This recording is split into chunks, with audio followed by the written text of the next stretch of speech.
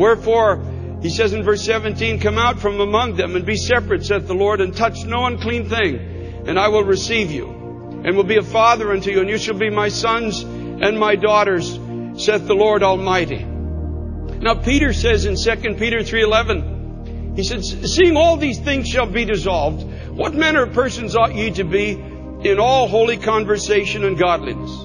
Now think it through for just a moment. All things are going to be dissolved. This theater will be dissolved. Broadway will be dissolved. Wall Street will be dissolved. Everything we know is going to be dissolved. The Bible makes it conclusive and clear. In the last days, there's going to be a dissolving of these things. They're going to start with perhaps this gradual unraveling. I don't know, but it's going to end up absolutely dissolved. That's what the Scripture says, and I'm not going to argue with the Scriptures. Peter says, knowing these things, what kind of people should we be? That's a good question to ask ourselves today. Knowing these things, what kind of people, what kind of person should I be? What kind of person should you be? And it even begs a deeper question. What will your last days be like? What will they be like? Psalm 139 verse 16, David says, in thy book all my members were written. Let me read it to you from the New Living Testament. And actually, every other modern translation says it the same way. Here's what David is saying. Lord, you saw me before I was born. Every day of my life was recorded in your book. Every moment was laid out before a single day had passed. David said, God, you saw me, and every day of my life was recorded. So, in other words, the Lord knew the day I was born, and He knows the day I will die. When I breathed my first breath and when you breathed yours, we were both given an allotted time to seek and find the God who created us.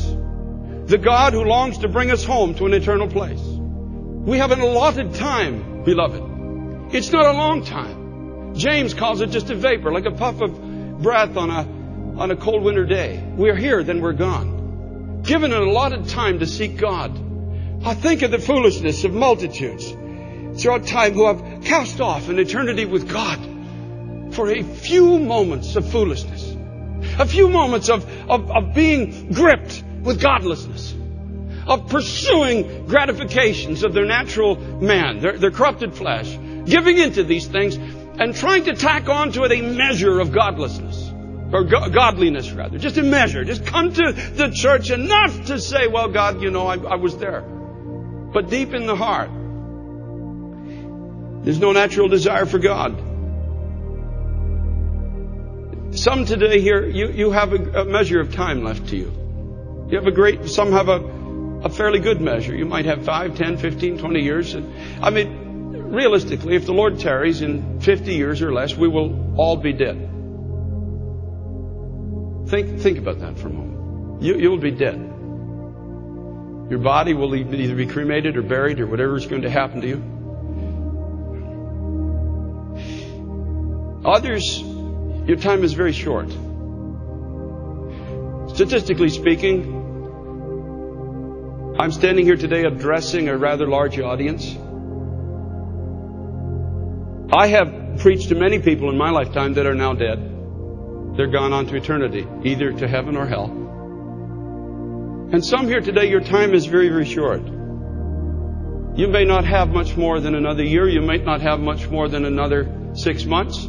Some may not have much more than another month. Some of you may not have longer than a week. And there may be somebody here who's not going to make it through the day. You don't know this, but God does.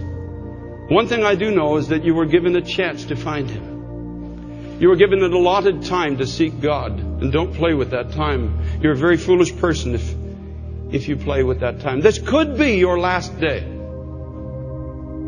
It could be mine. I'm very well aware of that. It could be your last week. It could be your last 2 weeks, your last month. You don't know how much time you have, and neither do I. But I do know that everything around that is not like God is going to perish. But what will my last days be like? And how will I finish this race if I'm even in it? And you and I need to ask ourselves that question. Now, I know I'm in the race. But you need to ask yourself the question, am I even in the race? And if I am, how am I going to finish?